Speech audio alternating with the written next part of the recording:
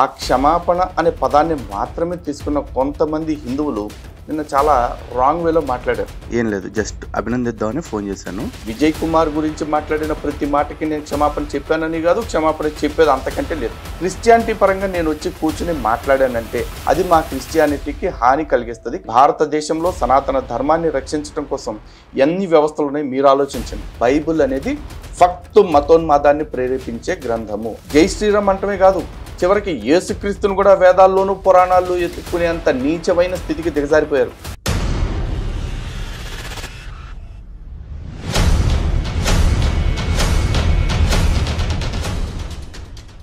హిందూ బంధువులందరికీ జై శ్రీరామ్. నిన్న CGTI విజయ్ కుమార్ అదే వీకేఆర్ లైవ్ టీవీలో ఒక చిన్న ఆడియో 1.5 minute ఆడియో ఒకటి పెట్టడం జరిగింది. ఆడియోలో నేను మొదట విజయ్ కుమార్ గారు క్షమించండి నిన్న మాట్లాడిన దానికి అని చెప్పేసి చెప్పాను. ఆ తర్వాత కూడా విజయ్ కుమార్ని కాస్త అప్రిషియేట్ చేయడం జరిగింది. అయితే ఆ క్షమాపణ అనే పదాన్ని మాత్రమే తీసుకున్న కొంతమంది హిందువులు నిన్న చాలా రాంగ్ వేలో మాట్లాడారు. అంటే ఇంకొంతమంది ఆ కామెంట్లన్నీ ఇక్కడ డిస్ప్లే చేయడం కూడా నాకు ఇష్టం లేదు. కొంతమంది ఏం మాట్లాడారంటే, ఒక దేశద్రోహి విజయ్ కుమార్కి క్షమాపణ చెప్పిన లలిత్ కుమార్కి హిందుత్వం గురించి మాట్లాడే అర్హత లేదు అన్నారు. అరే మీరు అందరూ కూడా పాస్టర్ లాగా బిహేవ్ చేయమాకండి. ఆడెవడో ఒక పాస్టర్ వచ్చి మన దగ్గర ఇంటర్వ్యూ కూర్చోగానే మిగతా పాస్టర్లంతా అయ్యయ్యో అసలు ఈ పాస్టర్ లలిత్ కుమార్ ఛానల్కి ఎట్టబోతాడు, హిందూ ఛానల్స్కి ఎట్టబోతాడు అంటూ కొక్కేడుపులు ఏడ్చుకుంటూ కూర్చున్నారు. అట్లాంటి దిక్మాల ఏడుపులు మీరు ఏడవద్దు. ఫస్ట్ ఆఫ్ ఆల్ నా అర్హతను డిసైడ్ చేయడానికి ఇక్కడ మీరు ఎవరు లేరు. నా అర్హత ఏంటో నాకు తెలుసు. కానీ గుర్తుపెట్టుకోండి, ప్రతి యుద్ధానికి కొన్ని వ్యూహాలు ఉంటాయి. ఈ రోజు వరకు జరిగిన ప్రపంచ యుద్ధాలన్నీ కూడా వ్యూహం ఉన్నవాడిదే విజయం అవుతుంది తప్ప బలం ఉన్నవాడిది ఎప్పుడూ అవ్వదు. అలాంటి ఉదాహరణలు ఎన్నో మీకు ప్రపంచ యుద్ధాల్లో కనిపిస్తూ ఉంటాయి. వ్యూహానికి అంత పదునుంటుంది, వ్యూహానికి అంత పవర్ ఉంటుంది. అటువంటి వ్యూహాలు ఈరోజు మీలాంటి వాళ్ళ అత్యుత్సాహం కారణంగా, ఎందుకంటే మీలాంటి అత్యాశాపరులు లేకపోతే మీలాంటి బుర్ర తక్కువ వాళ్ళు కొంతమంది సాటి హిందువుల్ని రెచ్చగొడుతుంటే హిందువులకి అరే మేము తప్పు చెయ్యలేదు అని నిరూపించుకోవటం కోసం కొన్ని వ్యూహాలని పక్కకు జరపాల్సి వస్తుంది. ఆ పక్కకు జరిపే క్రమంలో కొన్ని వ్యూహాలని బహిరంగపరచాల్సి వస్తుంది. అఫ్కోర్స్ ఇది కాకపోతే మనకి భిన్నమైన మార్గాలు ఉన్నాయి, భిన్నమైన పద్ధతులు ఉన్నాయి, వాటన్నిటిలో ట్రై చేస్తాం. కానీ గుర్తుపెట్టుకోండి, హిందుత్వం కోసం పని చేయటం అంటే కత్తి మీద సాములాగా తయారవుతుందనే పరిస్థితి తీసుకురాకండి. ఎస్, నేను విజయ్ కుమార్తో మాట్లాడిన ప్రతి మాటకి ఇప్పుడు కమిట్ అయి ఉన్నాను. ఆ విషయాలు చెప్తున్నా. అయితే నేను అన్న మాటలు ఏంటి అనేది ఒక్కసారి మీరు ఫస్ట్ వినండి. ఆ తర్వాత చూపించే ఆడియోస్ వినండి. ఆ తర్వాత నేను చెప్పబోయే వివరణ వినండి. విన్న తర్వాత మీరు డిసైడ్ చేసుకోండి. ఏం లేదు, జస్ట్ అభినందిద్దామని ఫోన్ చేశాను. నేను మొన్న నైట్ కొంచెం రాంగ్గా మాట్లాడాను. First of all extremely sorry. రెండోది, నిన్న విజయప్రసాద్ రెడ్డి ఇంటర్వ్యూ చూశాను. ఆయన్ని జై శ్రీరామ్ మిమ్మల్ని అడిగినట్టే అడిగారు, జై శ్రీరామ్ ప్రైజ్ ది లార్డ్, జై శ్రీరామ్ ప్రైజ్ ది లార్డ్ అని చెప్పేసి. ఆయన జై శ్రీరామ్ అని చెప్పేసి అన్నారు, ఎదుటోళ్ళని గౌరవించడం కోసం అని చెప్పేసి. కానీ మీరు ఎవరు మెప్పు కోసమో కాకుండా మీ సిద్ధాంతానికి కట్టుబడి మాట్లాడారు. ఇది యాక్చువల్లీ గతంలో కూడా ఒకసారి జరిగింది. హనీ జాన్సన్ ప్రసాదాల విషయంలో బిహేవ్ చేసినప్పుడు కూడా మీరు నిర్ద్వందంగా ఖండించారు. సరే, అంటే వాళ్ళని మభ్య పెట్టడం ఎందుకండి? నేను అనేది అదే సార్. ఇప్పుడు నాకు మీరు క్రైస్తవులుగా ఉండటం అనేది ఏమాత్రం అభ్యంతరం కాదు. మీరు ఇన్ ద సెన్స్ క్రిస్టియన్స్ ఎవరైనా సరే. కానీ ఆ క్రైస్తవ్యంలోకి వేరే వాళ్ళని లాగటం కోసం, లేకపోతే క్రైస్తవ్యంలో ఏమీ లేదు అని చెప్పడం కోసం, మభ్య పెట్టడం కోసం ఇప్పుడు ఈయన వాక్యానికి విరుద్ధంగా వెళ్ళాడు. అన్ని దేవతల పేరు నీ నోట ఉచ్చరింపకూడదన్న నియమాన్ని కూడా పక్కన పెట్టేశాడు. కానీ మీరు సిద్ధాంతాన్ని ఎక్కడ పక్కన పెట్టలేదు. మీ పట్ల నేను ఏదన్నా అనుచితంగా బిహేవ్ చేసి ఉంటే అది పర్సనల్ ఏమీ కాదు. ఆ సమయంలో రావడం తప్ప అదేమీ లేదు. ఎందుకంటే మీ కమిట్మెంట్ నాకు 100% గౌరవం కలిగించింది. ఓకేనా? దాన్ని ఒకసారి చెప్దామని చేశాను. ధన్యవాదాలు సార్. నమస్కారం అండి. సో ఇక్కడి వరకే విన్నారు కదా ఆడియో. అయితే ఆ క్షమాపణ అనే పదం ఎందుకు వాడానో తెలుసా? నేను విజయ్ కుమార్ అనే వ్యక్తి విషయంలో చాలా అభ్యంతరకరమైన భాషను వాడేశాను ముందు రోజున కాల్ చేసినప్పుడు. ఎలాంటి భాష వాడాల్సి వచ్చిందంటే, వాళ్ళ దేవుణ్ణి, వాళ్ళ దేవుడి తల్లిని, వీళ్ళ తల్లిని, వీళ్ళ అమ్మని, వీళ్ళ అబ్బని అంటూ చాలా పెద్ద పెద్ద మాటలు వాడేశాను. నిజానికి ఈ విజయ్ కుమార్ కూడా అట్లాంటి ఆడియోని బయట పెట్టాల. ఎందుకంటే తను కూడా బయట పెట్టుకోలేనంత అభ్యంతరకరమైన భాష నేను వాడా. సో ఆ పశ్చాత్తాపం నాకు ఉంటుంది. ఎందుకంటే ఒక హిందువుగా పుట్టిన నేను ఏ విధంగా మాట్లాడాలి, ఎవరితో ఎలా మాట్లాడాలి అనే దాని మీద నాకు స్పష్టత ఉంది. ఆ స్పష్టతని నేను మాట్లాడినప్పుడు ఖచ్చితంగా నేను చేసిన తప్పుకి విజయ్ కుమార్ని వ్యక్తిగతంగా క్షమాపణ కోరాను. కానీ ఇవన్నీ బయట పెట్టుకోకుండా విజయ్ కుమార్ తన పొగిడింది కాబట్టి అది మాత్రం బయట పెట్టుకున్నాడు. అయితే ఆ పొగడతో కూడా సీరియస్లీ నా దగ్గర ఒక రీజనింగ్ ఉంది, అది మీకు ఈరోజు చెప్పి తీరుతా. దానికంటే ముందు విజయ్ కుమార్ని నేను ఏం తిట్టాను అనే దానిలో కొంచెం ఆమోదయోగ్యమైన భాష వాడిన చోట మీకు ప్లే చేస్తున్నా. దాన్ని బట్టి నా నెక్స్ట్ లెవెల్ ఇంకెంత దారుణంగా ఉంటుందో ఊహించుకోండి. ఇంకా చెప్పాలి మీకు ఓపెన్గా అంటే, మా గోపి గారు, మా ఆశ్లేష గారు, మా అభిమన్యు గారు, లేకపోతే ఇట్లాంటి వాళ్ళందరూ మాట్లాడుతున్న భాషకి ఇంకో 2 మెట్లు ఎక్స్ట్రా ఎక్కాల్సి వచ్చింది నేను. ఓకే, సో ఇది మా వాళ్ళకి సరిపోతుంది, నాకు చాలదు. అందుకని చెప్పేసి నేను ఓకే అని చెప్పేసి క్షమాపణ చెప్పాను. దాని అర్థం విజయ్ కుమార్ గురించి మాట్లాడిన ప్రతి మాటకి నేను క్షమాపణ చెప్పానని కాదు, క్షమాపణ చెప్పేది అంతకంటే లేదు. సో వినండి ఒకసారి. నువ్వు ఏసు రక్తంతో పాటు భూమి కలిపొట్టినట్టున్నావురా. అరే నువ్వు ఏసు రక్తంతో పాటు భూమి కలిపొట్టినట్టున్నావు. రేపు 10ంటికి ఫోన్ చేయమంటే ఎందుకు ఒక్క దెబ్బనట్టు దొబ్బుతున్నావు? అని నెక్స్ట్ డే ఫోన్ చేయరా అంటే ఫోన్ చేయకుండా నోటికి వచ్చినట్టు దొబ్బితే అందుకని చెప్పేసి అమ్మ బూతులు తిట్టాల్సి వచ్చింది. ఓకే, ఆ బూతులు తిట్టిన దానికి మాత్రమే అని చెప్పి స్టార్టింగ్లో చెప్పాను, నిన్న రాత్రి మీతో మాట్లాడిన దానికి అని చెప్పేసి చెప్పాను. అలాగే విజయ్ కుమార్కి సంబంధించిన వాళ్ళ ఛానల్ వీడియో ఇంటర్వ్యూ ఏదైతే ఉందో 6 years బ్యాక్, అది మన ఛానల్లో పెట్టడం జరిగింది. ఆ 6 years బ్యాక్ ఛానల్ విషయంలో కూడా విజయ్ కుమార్తో నేను ఎట్లాంటి ఛాలెంజ్ చేస్తాను ఒకసారి మీరు చూడండి.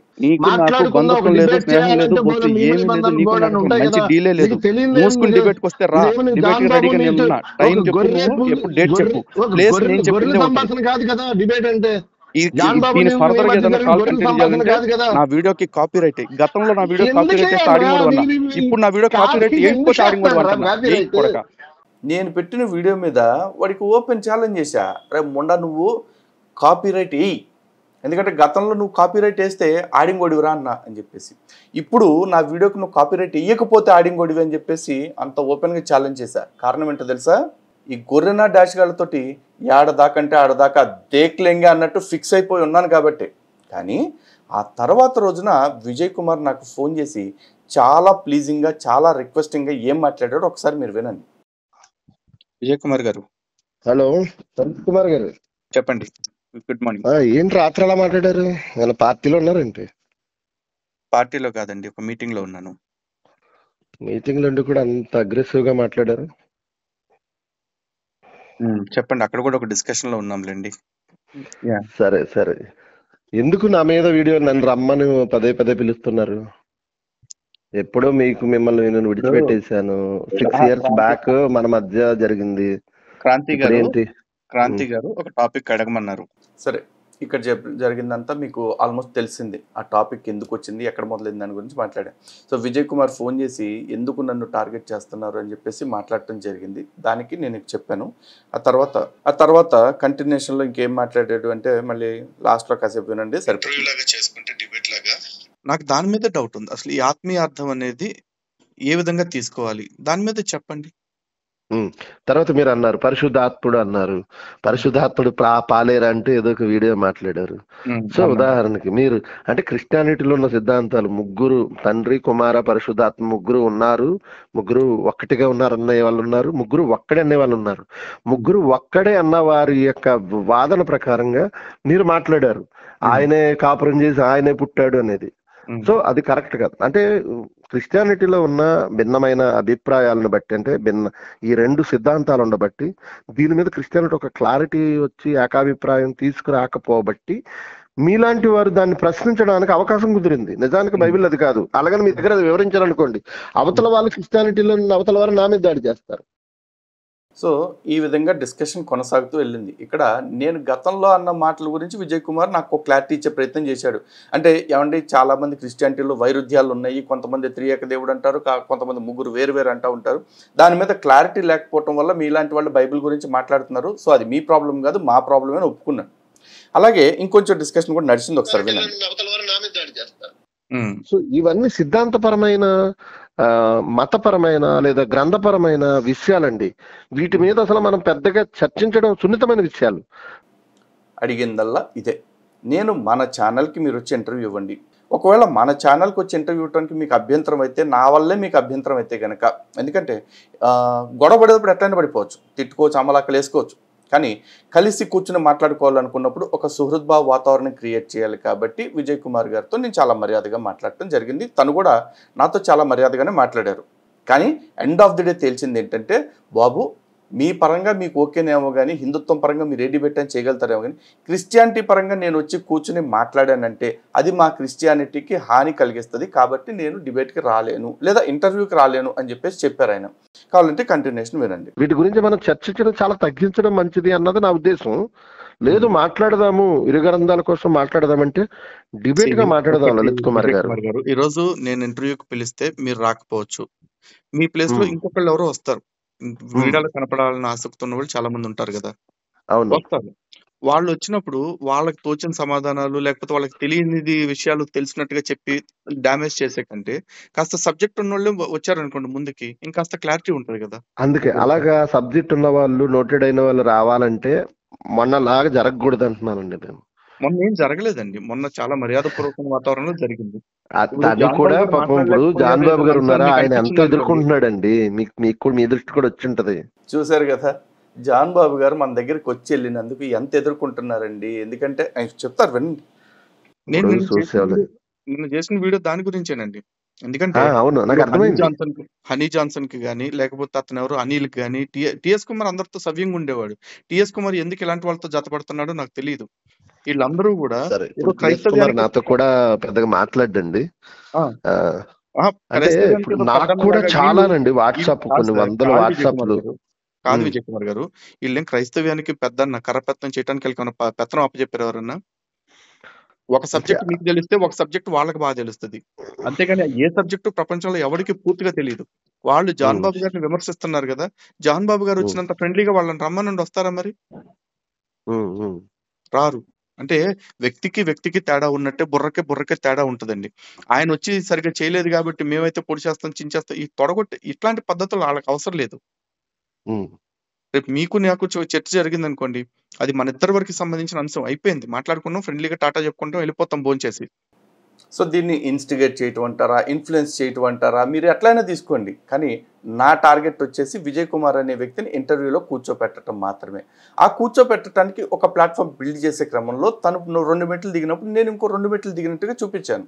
అండ్ మోర్ ఓవర్ నేను చెయ్యని దానికి మాట్లాడాల, నేను అన్న మాటలకే నేను క్షమాపణ చెప్పాను. డెఫినెట్గా నేను చెప్తున్నా, విజయ్ కుమార్ గారి తల్లి విషయంలో కావచ్చు, లేకపోతే విజయ్ కుమార్ గారి తండ్రి విషయంలో కావచ్చు, నేను మాట్లాడిన ప్రతి మాటకి నేను బాధపడ్డా.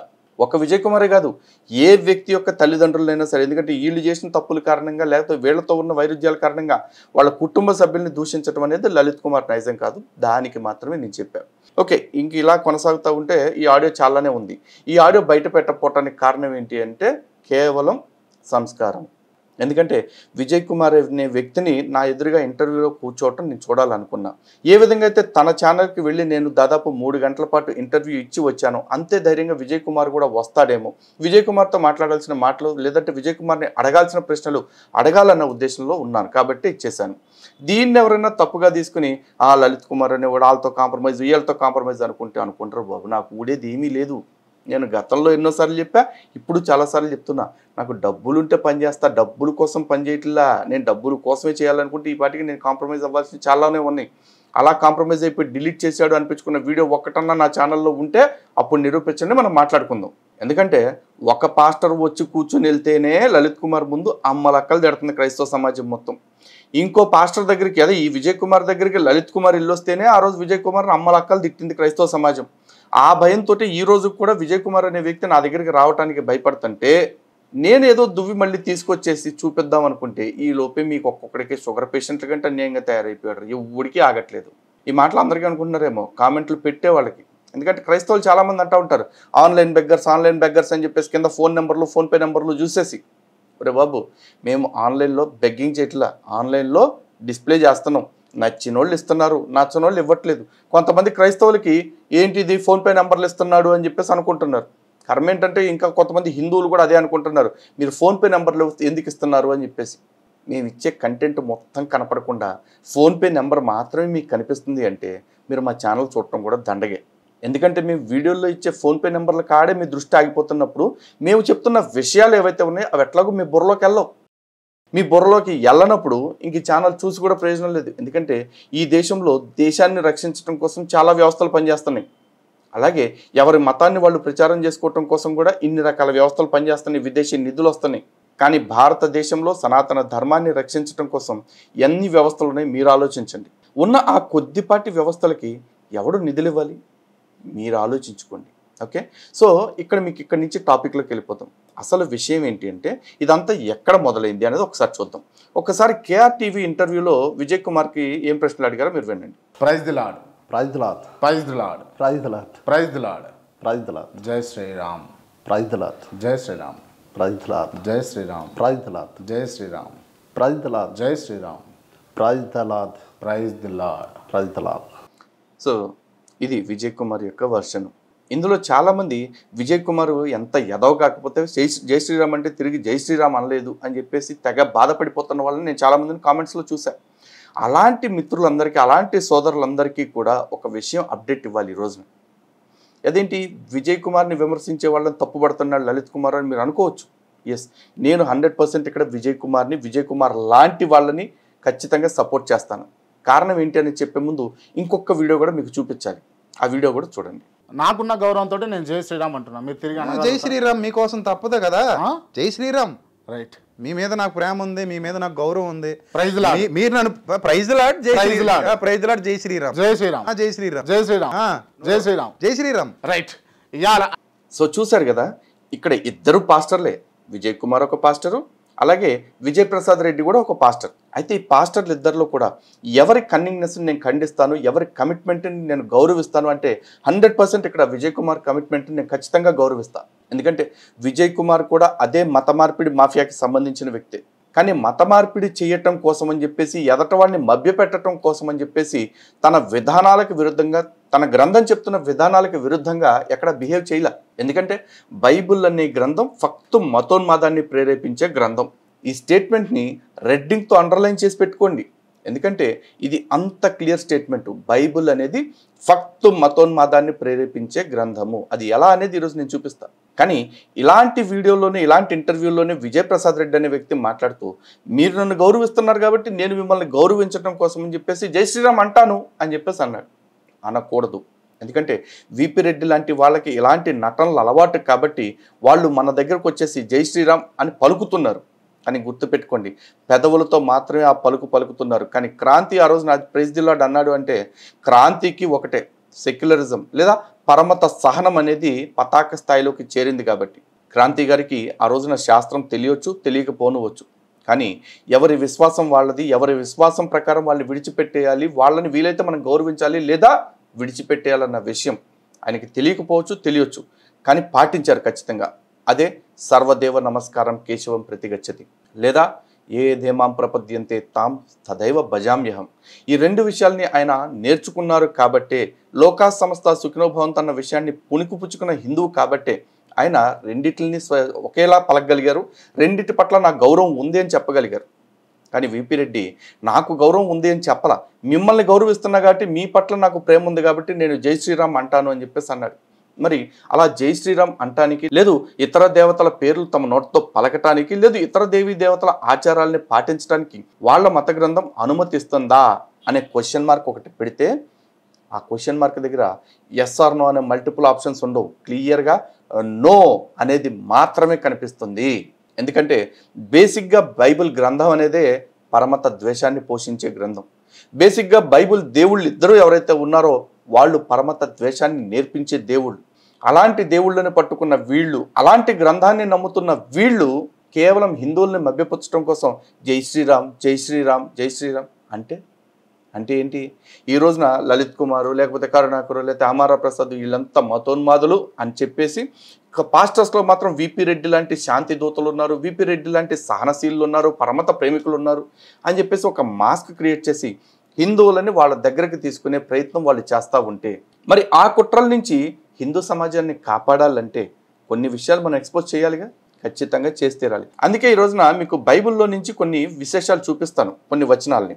అవి ఎందుకు విశేషాలు అంటున్నాను అనేది కూడా మీకు ఈ రోజున క్లారిటీ వచ్చేస్తుంది. చూడండి, ప్రతి మాటకి ముందు ప్రతి మాటకి తర్వాత బైబిల్ దేవుడు ఏం చెప్తా ఉంటాడంటే, నాకు అరికాల మంట నెత్తికెక్కేస్తుంది, నువ్వు నన్ను కాకుండా వేరే వాడిని పూజ చేస్తా అని చెప్తా ఉంటాడు.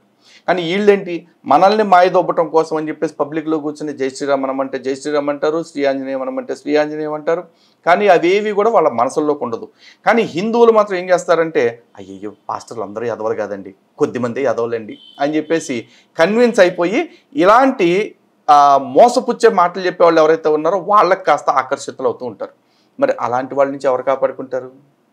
చివరికి వీళ్ళు ఎంత దౌర్భాగ్యపు స్థితికి చేరారు అంటే జై శ్రీరామ్ అంటమే కాదు, చివరికి యేసుక్రీస్తుని కూడా వేదాల్లోనూ పురాణాల్లో ఎత్తుక్కునేంత నీచమైన స్థితికి దిగజారిపోయారు. మరి అవన్నీ బైబిల్ అంగీకరిస్తుందా అంటే అస్సలు సమస్య లేదు. బైబిల్ చాలా క్లియర్గా ఫుల్ స్టాప్ పెట్టేసింది. ఇక్కడ చూసుకోండి, నిర్గమకాండం 20 అధ్యాయం 3, 4, 5 వచనాలు ఒక్కసారి చూద్దాం.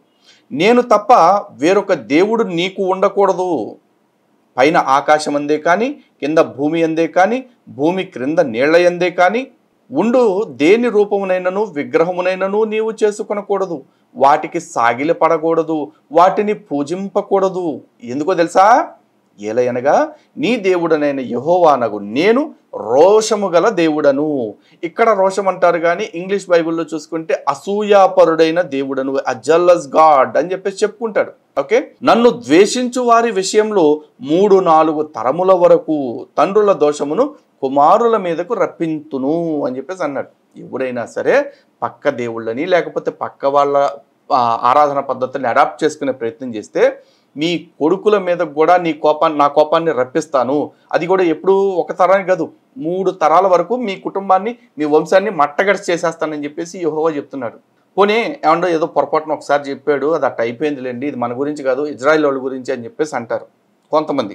ఏమంటారంటే బైబిల్ ఇజ్రాయిల్ వాళ్ళ కోసమే కాదండి, ఆ మొత్తం సమస్త మానవాళికి అంటారు. కొంతమంది ఒక పాస్టర్ ఉంటాడు, కాసేపు ఇజ్రాయిల్ వాళ్ళకి అంటాడు, కాసేపు మొత్తం లోకానికి కూడా అంటాడు. అందులో విజయ్ కుమార్ కూడా ఒకడనమాట. సో ఇంకొక రెఫరెన్స్ కూడా చెప్తాను. ఇది కొత్త నిబంధనలోని 1 కొరింథీ పత్రిక 10వ అధ్యాయంలో ఉన్న 14వ వచనం మరియు 20వ వచనం ఒకసారి చూద్దాం. కాబట్టి ప్రియులారా విగ్రహారాధనకు దూరముగా పారిపోండి అని పౌలు కొరింథీయులకు రాసిన పత్రికలో రాయటం జరిగింది. అలాగే 19-20 వచనాలు ఒకసారి చూడండి. ఇక నేను చెప్పున్నది ఏమనగా విగ్రహార్పితములలో ఏమైనా ఉన్నదనియు విగ్రహములలో ఏమైనా ఉన్నదనియును చెప్పేదనా? నో, లేదు. కానీ అన్యజనులు అర్పించు బలులు దేవునికి కాదు దయ్యములకే అర్పించుచున్నారని చెప్పుచున్నాను. మీరు దయ్యములతో పాలివారవట నాకు ఇష్టము లేదు. అంటే విగ్రహారాధన అనేది విగ్రహాలకు పెట్టేవాళ్ళు దేవుళ్ళకి కాదు దెయ్యాలకే పెడుతున్నారు అని చెప్పేసి అన్నారు. ఇప్పుడు నేను విగ్రహారాధన చేస్తా, నా రామచంద్ర ప్రభువుని విగ్రహంగా చూస్తాను, నా కృష్ణ పరమాత్మని విగ్రహంలో చూస్తాను నేను. మరి ఇప్పుడు నా రాముణ్ణి కృష్ణుణ్ణి వీళ్ళు దెయ్యాలు అని చెప్పేసి ఉపమాన రీతులు చెప్పట్లేదా? మరి ఎంత స్పష్టంగా ఉన్నా సరే దాన్ని విపి రెడ్డి ఎందుకని జై శ్రీరామ్ అన్నాడు అంటారు? ఎందుకంటే తన మత గ్రంథం విషయంలో తన క్లారిటీ ఉన్న క్రైస్తవుల సిద్ధాంతం మీకు ఎన్నోసార్లు చెప్పా, మళ్ళీ ఇప్పుడు చెప్తున్నా, వెన్ యూ కాంట్ కన్ఫ్యూజ్. ఆ కన్ఫ్యూజన్లోకి హిందువుల్ని నెట్టడం కోసమే జై శ్రీరామ్ అనమంటే జై శ్రీరామ్ అని చెప్పి అంటాడు. కానీ ఆ పిలుపు పెదాల కాడి నుంచే వస్తుంది. ఆ పెదాల కాడి నుంచి వచ్చే మాటలు విని మీరు మోసపోతున్నారు. ఎందుకంటే మృదువైన పెదాల వెనక ఉన్న పదునైన కోరల గురించి మీకు అర్థం చేసుకోవటం తెలియట్లేదు. కాబట్టి గుర్తుపెట్టుకోండి, ఆ పెదాలని దాటిన వెంటనే పదునైన కోరలు ఉంటాయి. ఆ కోరల్లో పడ్డారా నలిగి నల్లేరైపోతారు. అలా మీరు మోసపోకూడదన్న ఉద్దేశంతో ఇలాంటివి ఎక్స్పోజ్ చేస్తూ ఉంటాం. ఇక మరొక అంశం కూడా మీకు చెప్పాలి. ఇర్మియా 10వ అధ్యాయం 2వ వచనం, యెహోవా సెలవిచ్చినదేమనగా అన్యజనముల ఆచారములను అభ్యసింపకుడి అంటున్నారు. అన్యజనాల ఆచారాలు అంటే ఏంటి? అందులో శ్రవణం, కీర్తనం, విష్ణు స్మరణం, పాదసేవనం అని చెప్పేసి మనకి ఎన్నో మార్గాలు ఉన్నాయి, నవవిధ భక్తి రీతులు. అందులో భగవంతుడి పేరు తలుచుకోవటం కూడా ఒక మార్గం. మనం తలుచుకుంటున్నాం. కానీ బైబిల్ ఏం చెప్తుందో తెలుసా? యెహోవా ఆజ్ఞల్లో ఒకటి క్లియర్గా, నా నామమును వ్యర్థముగా ఉచ్చరించరాదు, అన్యజనుల దేశములలో నా నామమును ఉచ్చరించకూడదు అని చెప్పేసి చెప్తున్నాడు. అంటే వాళ్ళ దేవుడు నా పేరు ఎక్కడ పడితే అక్కడ వాడొద్దురా బాబు అని చెప్పేసి అన్నాడు, క్రెడిట్ కార్డు వాడినట్టు. కానీ మన దేవుడు అలా కాదు, నీకు ఎప్పుడు ఖాళీ ఉంటే అప్పుడు భగవన్నామ స్మరణ చేసుకో అన్నారు. అలాగే మనం జై శ్రీరామ్ అంటాం, శ్రీమాత్రే నమః అంటాం, ఓం నమ శివాయ అంటాం, మరేమైనా అనుకుంటాం. కానీ వీళ్ళు వాళ్ళ దేవుడు అనొద్దు అని చెప్పినా కూడా అన్నారు. అంటే వాళ్ళకి బైబిల్ విషయంలో క్లారిటీ లేక కాదు, హిందువుల విషయంలో క్లారిటీ ఉంది. హిందువులు ఎరినా డాజిగళ్ళు 2 సార్లు మనం జై శ్రీరామ్ అంటే ఈడెవడు మంచి పాస్టర్ లాగే ఉన్నాడు అనుకుంటారని. ఎందుకంటే భగవద్గీత శ్లోకాలు 2 చెప్పేసిన తీసుకొచ్చి వినాయక చవితి మండపాల్లో ప్రవచనాలు చెప్పించిన బేగ్గాళ్ళం మనం. సిరాజ్ గుర్తున్నాడు కదా, ఒక ముస్లిం 2 భగవద్గీత శ్లోకాలు చెప్పిన పాపానికి, లేకపోతే ఒక సుప్రభాతం ఒక 2 లైన్లు తీసుకుని రాముడు దేవుడు కాదు, రాముడి కంటే మా దేవుడే తోపు అని చెప్పిన దానికి మన వాళ్ళని తీసుకొచ్చి మన గణపతి మండపాల ముందే కూర్చోబెట్టి నిలబెట్టి మా దేవుళ్ళ కంటే నీ దేవుడు గొప్పోడు అని చెప్పించుకున్న అమాయకులం కాబట్టి, అదే అమాయకత్వాన్ని బేస్ చేసుకుని హిందువులను ముంచాలనుకుంటున్నారు కాబట్టి, ఇలాంటి వాళ్ళ నాటకాలు మీకు బయట పెట్టాలనుకుంటున్నాం కాబట్టి ఆ రోజున అతన్ని ఖండించడం జరిగింది. అదే మాట విజయ్ కుమార్తో చెప్పాను కూడా. విజయ్ కుమార్ గారు అతనితో పోలిస్తే మీరు చాలా బెటర్ అండి, ఎవరినో మతం మార్చడం కోసం మీరు అబద్ధాలు చెప్పట్లేదు అని చెప్పేసి. అంతేనా? సరే, ఇంకా కొన్ని రిఫరెన్సెస్ కూడా మీకు ఇస్తాను చూడండి. నిర్గమకాండము 23వ అధ్యాయం 13వ వచనం ఒకసారి జాగ్రత్తగా వినండి. నేను మీతో చెప్పిన వాటినన్నిటిని జాగ్రత్తగా గైకొనవలేను. జాగ్రత్తగా తీసుకోవటం ఏదో శుద్ధులు అనుకుంటారేమో, కాదేనండి. వేరొక దేవుని పేరు ఉచ్చరింపకూడదు, అది నీ నోట నుండి రానియ తగదు అని చెప్పారు. అంటే వేరొక దేవుడి పేరు నీ నోట కనీసం పలకూడదు అని చెప్తున్నాడు వాళ్ళ దేవుడు. మరి ఇప్పుడు విపి రెడ్డి గారు చెప్పాలి, జై శ్రీరామ్ అనమని మీ బైబిల్ ఎక్కడ చెప్పింది? లేదు, ఒకవేళ జై శ్రీరామ్ అనేది నేను నా ఇచ్ఛానుసారం చెప్పాను అంటే కనుక మీరు బైబిల్కి విరుద్ధంగా ఉన్నారు, మీరు వాక్యానుసారంగా జీవించట్లేదు. మరి మీలాగా వాక్యానుసారం జీవించిన వాళ్ళ గురించే యేసుక్రీస్తు కూడా ఒక మాట చెప్తా ఉన్నారు. లోకాసువార్త 6వ అధ్యాయం 46వ వచనం చదువుకోండి. నేను చెప్పిన మాటలు ఏమీ వినరు కానీ నాతో పాటు పరలోకానికి మాత్రం తైక్కుమంట తయారవుతారా అని చెప్పేసి యేసు అడుగుతా ఉన్నారు. కాబట్టి మీకు మీరే డిసైడ్ చేసుకోండి, మీరు మాట్లాడింది మంచా చెడా అనేది. అండ్ ఇంకోటి, మొదటి యోహాను పత్రిక 5వ అధ్యాయం 21వ వచనంలో, చిన్న పిల్లలారా విగ్రహముల జోలికి పోకుండా జాగ్రత్తగా ఉండుడి. ఏమైంది? విగ్రహాల జోలికి వెళ్తే ఆయన మింగేత్తయ్యా? ఏమవ్వదు. కానీ విగ్రహారాధన అనేది అలవాటైతే ఈ శవారాధన మతంలో నుంచి శవారాధన అంటే మళ్ళీ ఎడతారు, చెక్కకేలాడే శవారాధన మతంలో నుంచి పక్కకు వచ్చేస్తారేమో అని చెప్పేసి ఒక భయం. ఎందుకంటే బేసిక్గా యేసు కావచ్చు, యెహోవా కావచ్చు, వీళ్ళందరూ కూడా నిత్య అసంతృప్తులు. వాళ్ళకి ఎంత చేసినా తృప్తి ఉండదు. అలాగే నిత్య అసూయాపరులు. ఎప్పుడు చూడు నన్ను మాత్రం పూజించాలి ప్లీజ్, నీకు ఇంకో దేవుడు ఉంటానికి వీల్లేదు, సారీ, నువ్వు వేరే దేవుడిని పూజ చేసావు, నేను నీతో మాట్లాడినపో అని చెప్పేసి చిన్నపిల్లలు గిల్లి కజ్జాలు ఆడుకున్నట్టు ఆడుతూ ఉంటారనమాట. అంతేనా? బైబిలు విగ్రహారాధనని కేవలం తప్పని చెప్పలా, ఎలాంటి తప్పులతో పోల్చి చెప్పిందో తెలియాలంటే ఒక్కసారి కొలసీ పత్రిక 3వ అధ్యాయంలో 5-6 వచనాలు చూడండి. కావున భూమి మీదనున్న మీ అవయవములను అనగా జారత్వమును అంటే తెలుసు కదా, అపవిత్రతను, కామాతురతను, దురాశను, విగ్రహారాధన అయినను ధనాపేక్షను చంపివేయండి. అంటే విగ్రహారాధనని వ్యభిచారంతో, అపవిత్రతతోటి, కామాతురతతోటి, అలాగే దురాశతోటి పోల్చారు. ఇంత దారుణంగా విగ్రహారాధనని దూషిస్తున్న మత గ్రంథాన్ని, ఆ మతపు దేవుణ్ణి పట్టుకున్న విపి రెడ్డి జై శ్రీరామ్ అన్నాడు అంటే కింద కామెంట్లు పెట్టేస్తున్నారు.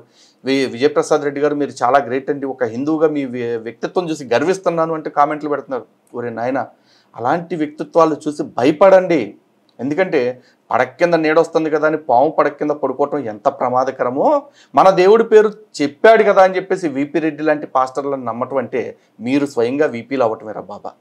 మీరు వీపీలు అవ్వకుండా బతకాలన్నది, మిమ్మల్ని వీపీ అవ్వకుండా కాపాడాలన్నదే మాలాంటి వాళ్ళ తాపత్రయం.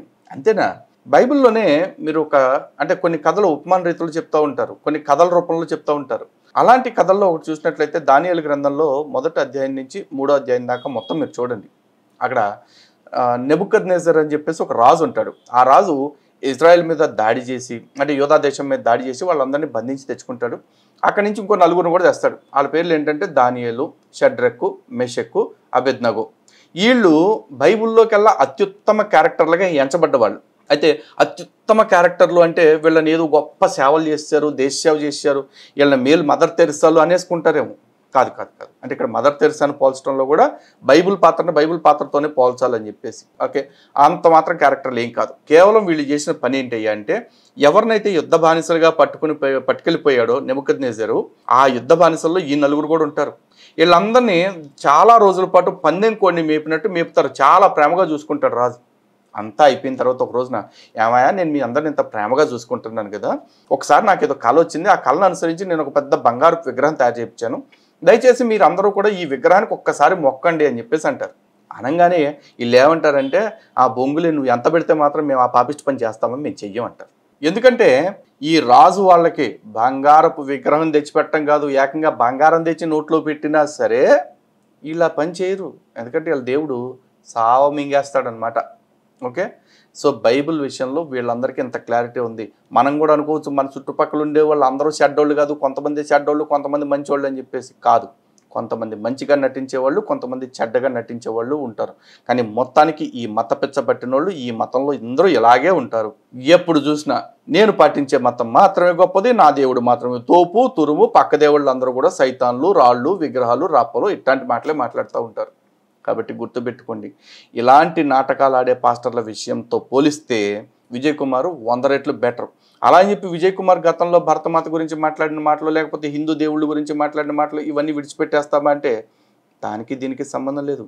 విజయ్ కుమార్ ఎన్ని మాటలు మాట్లాడినా సరే నేను విజయ్ కుమార్ నన్ను ఉండాల్సింది, కానీ విజయ్ కుమార్ తల్లిదండ్రుల విషయంగా నేను మాట్లాడకుండా ఉండాల్సింది. అలాగే మళ్ళీ చెప్తున్నా, మన దేవుళ్ళని పొగిడారు కదా అని చెప్పేసి, లేకపోతే మన దేవుళ్ళ పేర్లు తీసుకున్నారు కదా అని చెప్పేసి ఎవరిని పడితే అన్ని గుడ్డిగా నమ్మకండి. మిమ్మల్ని అలాంటి వాళ్ళ నుంచి కాపాడుకోవటం కోసం అని చెప్పేసి మేము ఇవన్నీ మాట్లాడుతున్నాం. ఓకే.